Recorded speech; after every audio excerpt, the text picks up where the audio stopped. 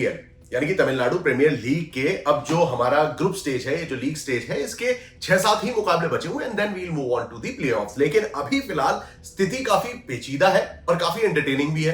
क्यों? क्योंकि एक ही टीम है जिसके 8 पॉइंट्स हैं, यानी कि 5 में से 4 मुकाबले जीते हैं, वो है मदुरई पैंथर्स। उसके बाद लगातार 5 ऐसी टीम्स हैं जिनके सेम 6 पॉइंट्स हैं।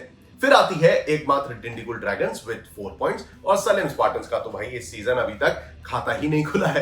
5 मैचेस खेले, 5 मैचेस में हार का सामना किया है। तो ये जो स्थिति है ये दर्शाती है कि यार मदुरई पैंथर्स तो ठीक है, एक प्लस पॉइंट पे चल रही है।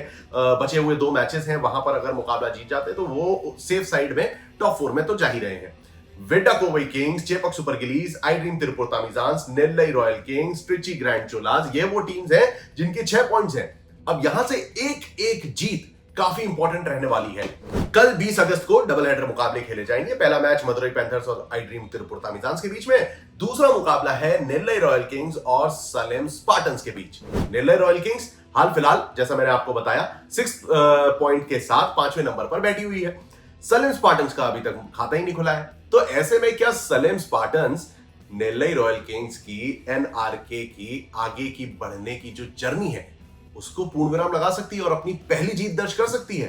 वेल, आज की इस वीडियो में मैं कवर कर रहा हूं इसी 24th मैच को, जो अब खेला जाएगा चेन्नई के एमए चिदम्बरम स्टेडियम में। यहां से मतलब कल से ही शुरू हो गए हैं मुकाबले जो है अब चेन्नई में खेले जाएंगे, पहले डिंडीगुल में हो रहे थे।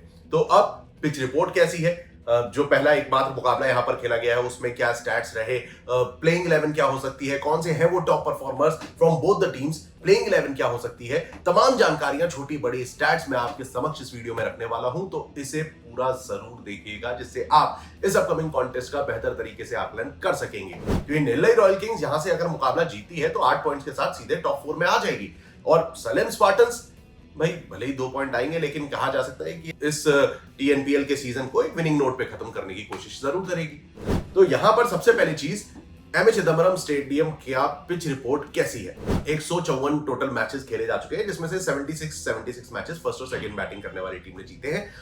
कैप्टन अमूमन टॉस जीतकर पहले गेंदबाजी करना पसंद करते हैं, भले ही यहां पर इक्वल बराबरी के स्टैट्स है।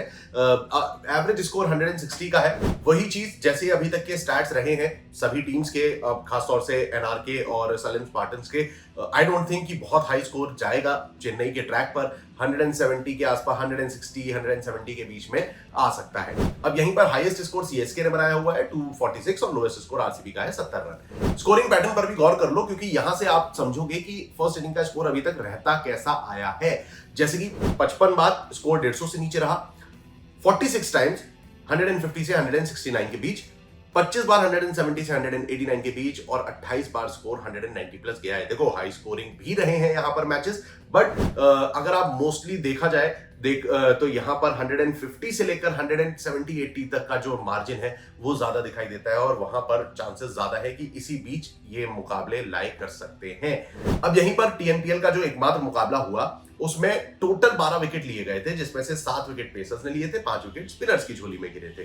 डेफिनेटली पेसर्स जो है वो बीते कुछ समय में चेन्नई के मैदान पे, एमए चिदम्बरम स्टेडियम में, जो कि स्पिनर्स के लिए पैराडाइज माना जाता था, बीते कुछ मैचेस में हमने आईपीएल के दौरान भी देखा हुआ है कि यहां पर पेसर्स का दबदबा अब धीमे धीमे बढ़ रहा है।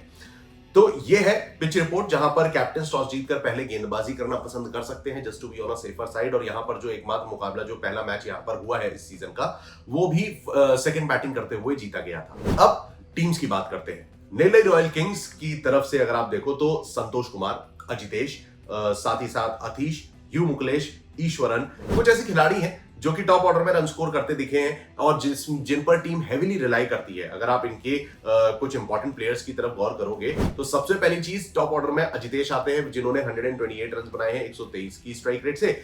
यू मुकलेश जो है उन्होंने 197 रन का योगदान दिया है 137 की स्ट्राइक रेट के साथ। और इंपॉर्टेंट रोल प्ले किया है ईश्वरन ने इन दी मिडिल ऑर्डर, जिन्होंने 207 की स्ट्राइक रेट से बनाए हैं 145 रन। तो ये है बल्लेबाज फ्रॉम नेल्लई रॉयल किंग्स। अब यहीं पर अगर आप गेंदबाजों की बात करते हो तो टीम सॉर्टेड दिखाई देती है।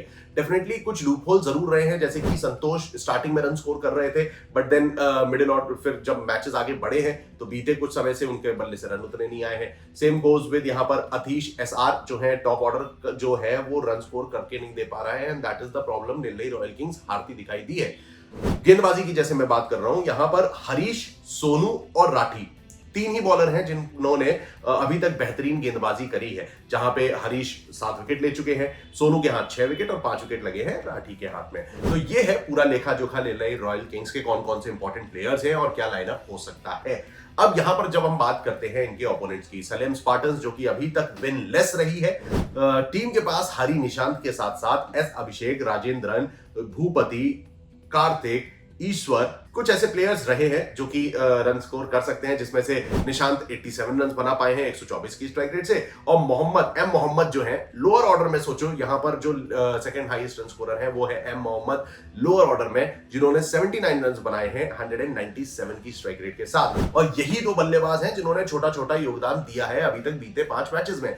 यह दर्शाता है कि टीम का जो बैटिंग लाइनअप है वो किस हद तक यहां पर स्ट्रगल करता दिखाई दिया है। अब यहीं पर जब आप गेंदबाजों की बात करते हो तो टीम थोड़ा सा आई वुड से कि डिसेंट परफॉर्म करती है, मतलब अपने ही टीम में बल्लेबाज वर्सेस बॉलर्स की जब आप बात करते हो तो आई थिंक बॉलर्स थोड़ा ज्यादा बेटर परफॉर्म करते दिखाई दिए हैं। हालांकि स्टैट्स उतने अच्छे नहीं हैं, बट अंधों में खाना राजा वाली बात है। यहाँ पर एम पोयामोजी ने 6 विकेट ले लिए हैं, उदय के हाथ 5 विकेट लगे और 4-4 विकेट विवेक और अजीत राम के हाथ लग चुके हैं। इकोनॉमी भी यहाँ पर बहुत ज्यादा है, किसी की इकोनॉमी 8-7 के आसपास भी नहीं है, सब ऊपर ही जा रही है, जहां 12.3, 12.2, 10.4, 9.4 इस तरीके की इकोनॉमी चल रही है। तो ये दर्शाती है चीजें कि टीम ओवरऑल काफी ज्यादा स्ट्रगल कर रही है।